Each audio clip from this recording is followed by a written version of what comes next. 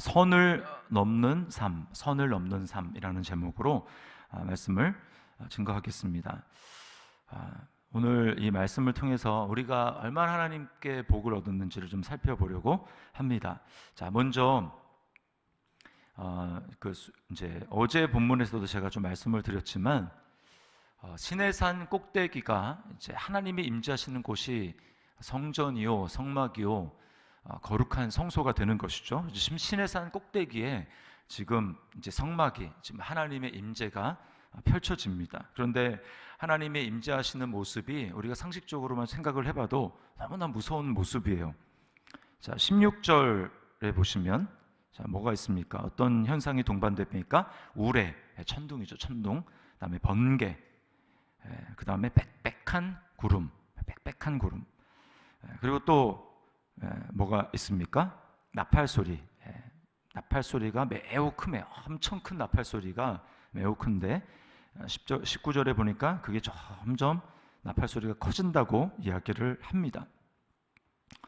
뿐만 아니라 이제 18절에 보면 연기가 시내산의 연기가 자욱하다고 그렇게 이야기를 했습니다.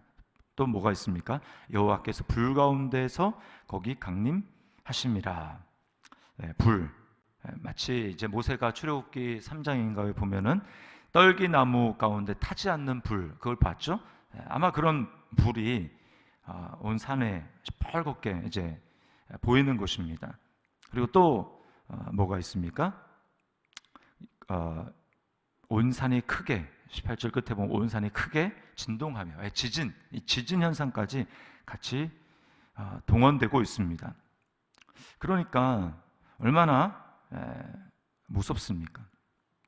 얼마나 무서워요. 잘 생각을 해보세요. 이제 비가 옵니다. 비가 오는데 여기 지금 비 왔다는 얘기는 없지만 비가 오는데 밤하늘에 번개가 막 번쩍번쩍, 우리가 어제건가에 그저께인가 이제 저녁에 그런 일이 있었죠.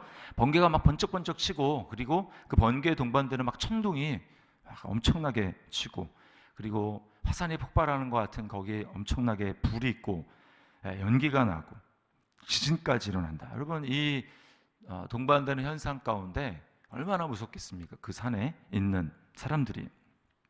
그래서 16절 그 하반절에 보면 다 이렇게 얘기합니다. 모든 백성이, 진중에 있는 모든 백성이 다 떨더라. 이게 정상이죠. 다 떠는 거, 이게 정상입니다. 너무나 무서운 거예요.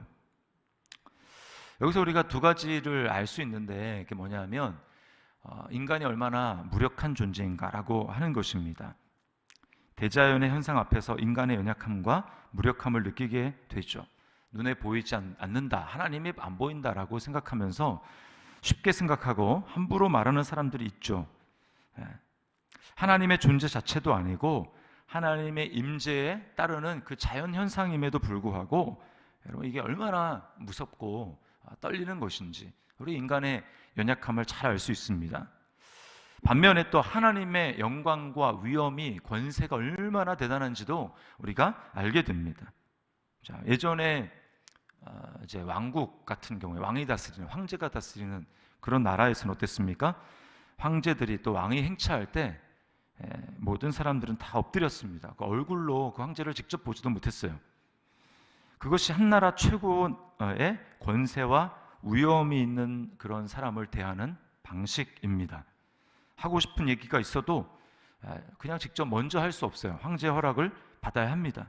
황제 앞으로 나오는 거 허락을 받아야 합니다. 그러니까 먼저 황제가 나오도록 허락해줘야, 즉 은혜를 베풀어야 나오는 것이지, 자기가 이야기를 하고 싶다, 만나고 싶다라고 해서 오늘날처럼 그렇게 할 수가 없는 거예요. 에스더가 대표적인 경우 아닙니까? 왕후였습니다. 일반 백성도 아니에요. 왕후. 그럼에도 불구하고 왕 앞에 함부로 나아가는 것은 죽이는 법이다, 이렇게 이야기하지 않습니까? 왕의 부름을 받지 않고 나가면 죽는다. 그게 왕의 권세고 위엄이었어요. 영광이었습니다. 왕 앞에 나갈 수 있던 사람들은 그냥 일반 사람들이 아니고 왕의 은혜를 입고 벼슬을 받은 사람들이었습니다. 그리고 벼슬이 높을수록 좀 더 가까이에서 왕을 알련한다고 하죠. 볼 수 있는 그런 특권을 누렸어요. 자, 오늘 이스라엘 백성들을 보면 이 두려워하는 것이 너무나 당연한데, 이 하나님 앞에 나아가는데 지리적인 이 경계가 한 세 가지 정도 됩니다. 경계가 선이 한 세 가지 정도 되는데, 첫 번째 선은 하나님께 나아가려고 할 때 지금 이스라엘 백성들이 서 있는 장소죠. 17절 하반절에 보면은 그들이 산 기슭에 서 있는데라고 얘기합니다. 산 기슭. 그러니까 거의 산의 입구 정도 되는 거예요. 산에 올라갈 때 그 입구. 거기에 지금 이스라엘 백성들이 서 있습니다. 그러니까 성막으로 따지면은 어디냐면은 뜰입니다. 뜰. 물두멍이 있고 번제단에 있는 뜰에 해당되는 거예요. 두 번째는 어디냐? 산 중턱입니다. 산 중턱. 여기 누가 있냐면 제사장들이 있어요. 제사장들. 자, 22절 말씀해 보시면 또 여호와에게 가까이 하는 제사장들에게 그 몸을 성결하게 하라, 이렇게 이야기를 합니다.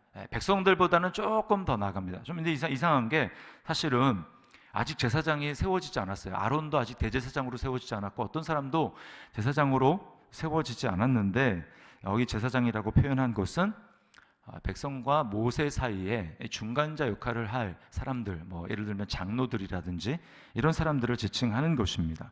그들은 백성들보다는 조금 더 나갔어요. 산중턱쯤 됩니다. 자, 여기는 성막으로 따지면 어떤 곳이냐? 성소에 해당됩니다. 등대가 있고 또 진설병이 있고 분향단이 있는 성소에 해당이 되죠. 자, 그 다음에 제일 가까운 곳이 어디입니까? 산 꼭대기입니다. 산 꼭대기. 여기는 모세가 있는 곳이죠. 자, 20절 말씀해 보면 여호와께서 시내산 곧 그 산 꼭대기에 강림하시고 모세를 그리로 부르시니 모세가 올라가매라고 이렇게 이야기를 하고 있어요. 자, 성막으로 따지면 어딜까요? 여기는 그룹 천사들과 법궤가 있는 지성소입니다. 거기 하나님의 임재가 있는 곳이죠. 자, 그러면 만약에 우리가 예수님을 믿기 전이라고 한다면 이 당시에 우리는 어디로 갈 수 있었겠습니까? 우리는 산 기슭도 아니에요. 아주 하나님으로부터 좀 멀리 떨어져 있는 곳이죠. 멀리 떨어져 있는 곳입니다. 예수를 알기 전에 우리 위치가 그랬어요. 선을 넘을 수 없는 그런 위치인 것이죠. 하나님께 가까이 갈 수 없는 먼 곳에 있었습니다. 자, 그렇다면 우리가 예수를 믿은 이후에 우리의 경계는, 우리의 선은, 하나님께 나아갈 수 있는 우리의 선은 어디까지일까요? 경계가 아예 없어졌습니다. 선이 아예 없어졌어요. 요한복음 14장 20절 말씀에 예수님이 이렇게 말씀합니다. 그날에는 내가 아버지 안에, 너희가 내 안에, 내가 너희 안에 있는 것을 너희가 알리라. 이거는 거리가 완전히 사라진 모습을 이야기하는 것입니다. 굳이 말한다면 우리가 하나님의 품 안에 안겨 있는 모습이에요. 하나님의 품 안에 완전히 하나가 된 모습이죠. 자, 원래 이렇게 하나님의 품에 안길 수 있는, 하나님과의 거리가 완전히 없을 수 있는 분은 오직 예수님 한 분밖에 안 계십니다. 그래서 요한복음 1장 18절에 뭐라고 하냐면 아버지의 품 안에 있던 독생자다, 이렇게 이야기를 합니다. 그런데 그분이 우리를 위해서 아버지의 품을 떠나서 하나님과 반역해서 너무나 거리가 멀어져 있는 이 땅 가운데, 반역의 도시, 반역의 나라 가운데 찾아오신 거예요. 거리로 따지면 뭐 완전히 하나님과 제일 멀리 있는 곳이죠. 거기로 직접 찾아오시고 우리와 동일시 여겨주시고, 그리고 더 나아가서 반역의 우리와 같은 위치에 서셔서 우리의 대신 심판을 받으시고, 하나님으로부터 그분이, 품속에 있던 그분이 멀리 내쳐짐을 당했습니다. 그 결과 우리는 주님이 가졌던, 아버지와 함께 가졌던 그 영광, 아버지의 품속에 있는 그 영광을 얻을 수 있는 놀라운 은혜를 얻게 된 거예요. 이것이 바로 예수님을 믿은 저와 여러분의 특권입니다. 선이 없어진, 선을 넘을 수 있는, 나가도, 마음대로 나가도, 어느 때도 나가도 하나님으로부터 내쳐지거나 심판을 당하지 않는 그런 놀라운 특권을 우리가 받은 거예요. 하나님의 자녀가 됐습니다. 그리고 하나님 나라의 상속자가 된 거예요. 얼마나 여러분 이게 놀랍고 놀라운 일입니까? 이때를 한번 생각을 해보세요. 얼마나 우리가 대단한 존재가 됐습니까? 근데 우리가 정말 이것이 내게 일어난 사실을 믿는다면, 정말 이것이 내게 일어난 일이다 라고 하는 것을 우리가 고백하고 받아들이고 믿는다면, 여러분 하나님이 왜 이런 삶을 우리에게 허락했을까요? 그것은 너무나 분명한 것이죠. 우리는 이 특권을 귀한 것으로 여겨야 되고 이 특권을 사용하도록 하나님이 우리를 부르신 거예요. 히브리서 2장 3절 말씀에 이렇게 이야기를 합니다. 우리가 이같이 큰 구원을 등한히 여기면 어찌 그 보응을 피하리요? 이렇게 이야기를 합니다. 그 히브리서 그 말씀이, 이 2장의 말씀이 예전에 구약이지만 그래도 이방 나라 사람들보다 엄청난 특권을 가진 이스라엘 백성들, 그들이 받은 그 구원의 특권을 대수롭지 않은 것으로 여겨서 심판을 받았다라는 것을 떠올리면서 우리는 그들과 비교할 수 없는 그런 구원을 받았는데 우리가 그 구원을 등한히 여기면, 별것 아닌 것처럼 소홀히 하게 여기면 어찌 그 보응을 피하겠느냐. 우리는 그러니까 반대로 얘기해서 우리는 정말 이 특권을 귀한 것으로 여겨야 된다. 그게 뭡니까? 귀한 것으로 여긴다라는 것이 날마다 하나님 앞에 나아가는 삶이에요. 날마다 주님과 교제하는 것을 나의 특권이요 또 나의 의무로 삼고 주님 앞에 나가기를 힘쓰는 것입니다. 예수님이 제자들을 부르신 이유도 그것이었어요. 첫 번째가 전도하는 게 아닙니다. 첫 번째가 뭐 가르치거나 병 고치는 게 아니에요. 뭘까요? 그게 바로 예수님과 함께 있도록 하기 위해서 부르셨습니다. 함께 있어요. 동행하는 삶. 우리 천국 가려는 이유가 무엇입니까? 하나님과 동행하는 삶 아닙니까? 그러면 그것이 우리의 삶의 목표고 그 삶을 위해서 하나님이 우리를 부르셨다면, 하나님께 나아갈 수도 없는 자를 우리를 하나님 앞에 나아갈 수 있는 존재로 불러주셨다면 우리가 매일매일 힘써야 될 것이 무엇입니까?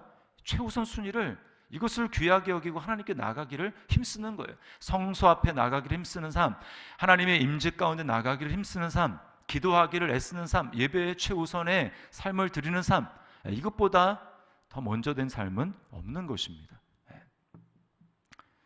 우리는 꼭 이 말씀을 기억해야 되는 것입니다. 이게 바로 믿음이에요. 내가 하나님을 믿는다, 내가 하나님의 특권으로서의 부르심을 받은 삶을 내가 고백하고 믿는다 라고 한다면 우리 삶의 어떠한 것보다도 이것을 앞세우며 주님 앞에 나가기를 힘쓰는 것입니다.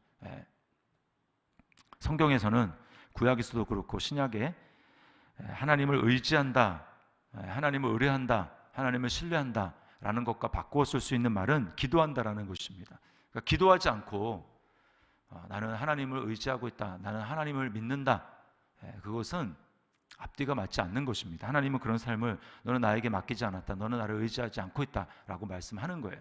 우리가 머리로 알고 있는 삶이 아니라 매일매일 삶 가운데 하나님 앞에 나아가는 특권을 누린 사람으로서 매일매일 우리는 주님 앞에 나아가는 그런 우리의 특권을 귀한 줄로 알고 나아가기를 힘써야 될 것입니다. 이것이 바로 선을 넘는 삶이에요.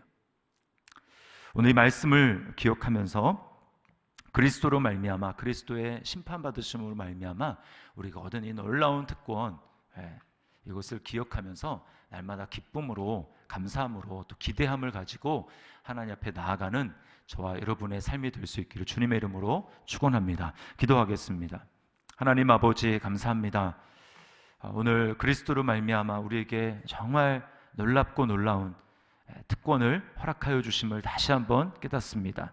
우리는 선 밖에 멀리 하나님으로부터 떨어져 있는 사람이었지만 그리스도 예수로 말미암아 하나님과 선이 없어진 그러한 삶을 살아갈 수 있도록 인도하여 주시고, 언제든지 정말 내가 원하기만 한다면 하나님 앞으로 나아가 정말 주님의 이름을 부르며 주님과 교제하며 주님을 만날 수 있는 놀라운 특권을 허락하여 주셨사오니 주님 날마다 주님 앞에 나아가기 힘쓰는 우리의 삶이 될 수 있도록 인도하여 주옵소서. 이것을 힘들어하거나 아버지 하나님 의무로 삼는 것이 아니라 기쁨과 감사로 여기며 특권으로 여기는 삶을 살아갈 수 있도록 주여 은혜를 베풀어 주시고, 그래서 매일의 삶 가운데 이것이 훈련이 되어 아버지 하나님 정말 이것이 실제적으로 우리에게 기쁨이 되는 그러한 삶을 살아갈 수 있도록 인도하여 주시옵소서. 오늘도 이 특권을 주님 가지고 주님 보좌 앞에, 은혜의 보좌 앞에 담대히 나아갈 때 하나님 우리에게 가까이 하여 주시고 세상이 줄 수 없는 위로와 평강과